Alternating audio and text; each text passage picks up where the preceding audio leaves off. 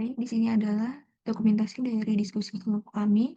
Di sini kami mengambil jurnal dengan judul Enantioselectivity in Drug Pharmacokinetics and Toxicity, Pharmacological Relevance and Analytical Methods. Sudah terindeks Q1. Di dalam jurnal ini, bahwa citalopram ini sebagai pengobatan depresi di mana lebih dari 100 kali lebih ampuh sebagai penghambat pengambilan kembali serotonin selektif dibanding RCIT daripada SCIT. Di mana enantiomer dari S-citalopram dan metabolitnya SDD citalopram ini dieliminasi lebih cepat daripada enantiomernya. Lalu saya mengambil permasalahan mengapa enantiomer S-citalopram atau S-citalopram memiliki aktivitas farmakologis yang lebih kuat dibanding R-citalopram dan bagaimana pengaruh kiralitas terhadap efektivitas terapi depresi. Lalu saya mengambil jurnal dengan judul The Interaction of S-citalopram and R-citalopram at the Human Serotonin Transporter Investigate in the Mouse. Dengan indeks Q1, di sini disajikan beberapa data di mana ada peningkatan 5 HTX yang disebabkan oleh R-citalopram secara substansial lebih kecil dengan penambahan 50% dibandingkan efek S-citalopram sebesar 250%. Pada R-citalopram punya aktivitas farmakologi yang jauh lebih lemah, sedangkan escitalopram itu bisa meningkatkan serotonin ekstraseluler sekitar 250%, yang dimana menunjukkan inhibisi SER yang kuat. Karena aktivitas escitalopramnya lebih rendah terhadap serotonin transporter hazard, maka kemampuan menghambat reuptake serotonin juga lebih rendah, efek antidepresannya jadi lebih kecil, sehingga perbedaan afinitas ini ada karena perbedaan konfigurasi dari stereokimia atau kiralitas.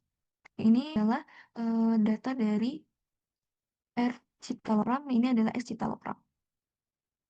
Di mana pada R-citalopram itu dia mengalami substansial lebih kecil sebesar 50% dan S-citalopram sebesar 250%.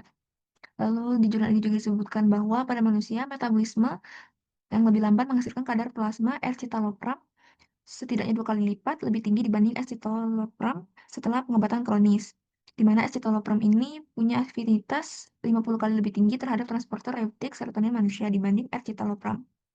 Lalu juga di jurnal ini disebutkan bahwa escitalopram melawan pengikatan escitalopram ke situs ortosterik afinitas tinggi pada SERT melalui interaksi pada situs allosterik afinitas rendah kedua yang berbeda secara spasial.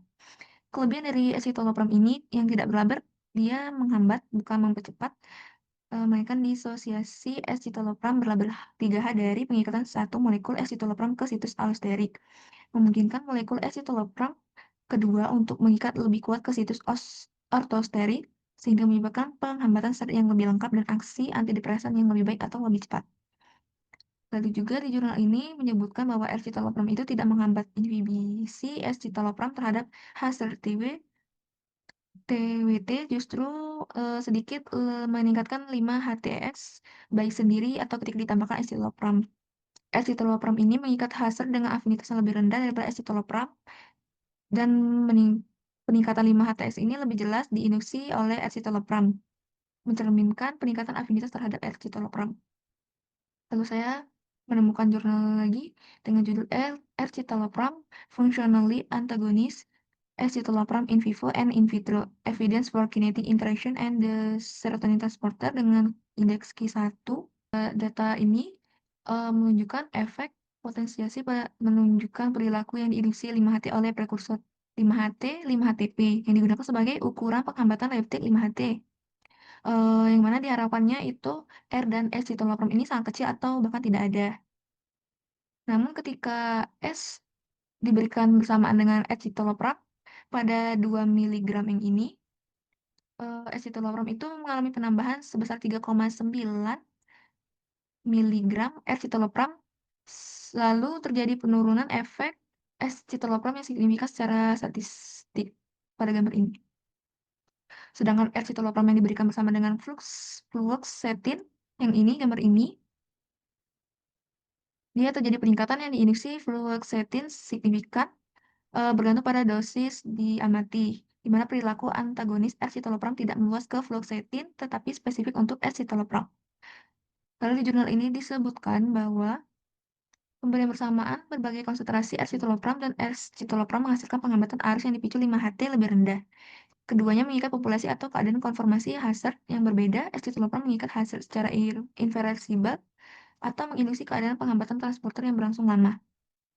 Sebaliknya, R-citalopram meski berikatan dengan SERT tidak menginduksi perubahan konformasi yang sama seperti S-citalopram dan dapat menjaga SERT dalam keadaan konduktif atau kompeten untuk transportasi. Lalu, dijelaskan juga, baik R maupun S-citalopram ini punya awalan aksi yang relatif cepat, menghasilkan fraksi SERT yang sebanding. Penghentian cepat S-citalopram berlawanan dengan aksi S-citalopram yang berlangsung lama. Aktivitas hazardnya akan pulih lebih cepat dengan adanya R-citalopram sebagai konsekuensi dari disosiasi cepat R-citalopram.